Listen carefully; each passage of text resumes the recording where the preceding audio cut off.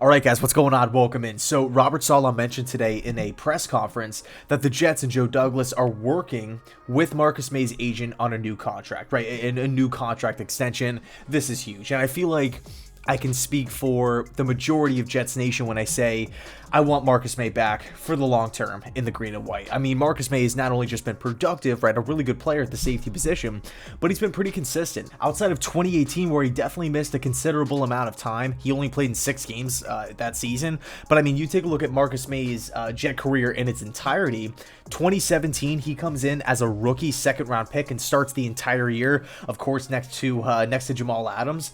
2018, like I said, the injury happens, but then 2019, entire year as a starter. 2020, last season, entire year as a starter. Okay, so he's seen a lot of football.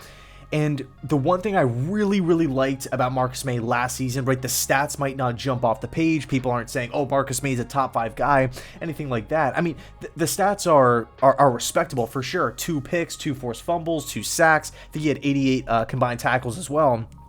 The stats are there, but for Marcus Maye to really step up and be the leader in the locker room last year, I thought it was tremendous, right? In a season with tons of uncertainty, it was the virus year, Jamal Adams gets traded, CJ Mosley opts out. All of a sudden, at 28 years old, only being in the league for 3-4 seasons, Marcus Maye has to be the leader. He has to be leading the charge on defense in a very complex scheme with Greg Williams and a young team around him. And what does he do? He not only just goes out there and puts up, pretty respectable numbers, but he plays a little bit of free safety, plays some strong safety, makes plays downfield in coverage, makes plays in the box.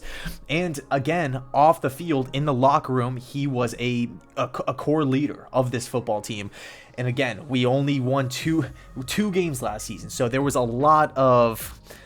It was easy to hang your head last season. Marcus Maye did not do that. So I think at the end of the day, it's a positive sign that Marcus wants to be back. Joe Douglas wants to bring Marcus back. Robert Saleh seems to be excited to keep Marcus Maye around as well. And when you're projecting Marcus Maye into the Robert Saleh system, the cover 4, cover 3 system, I do feel like he's a fit, and I do feel like he will be productive. I mean, I don't think there would be talks about an extension if Robert Saleh didn't have some sort of idea on how to use Marcus Maye. I look at Jimmy Ward from the San Francisco 49ers as a pretty good example, a guy who can cover a lot of ground in the back end, a guy who can make plays deep in coverage, a guy who can, if needed, step up to the line of scrimmage and cover tight end in a short passing situation, wraps up in open field, pretty good over the middle of the field as well, right, coming downhill and making a hit. And I'll be extremely pumped if this extension gets done relatively soon, especially before the season starts as well. I mean, we have a lot of time with the, June, July, preseason, training camp, all that good stuff.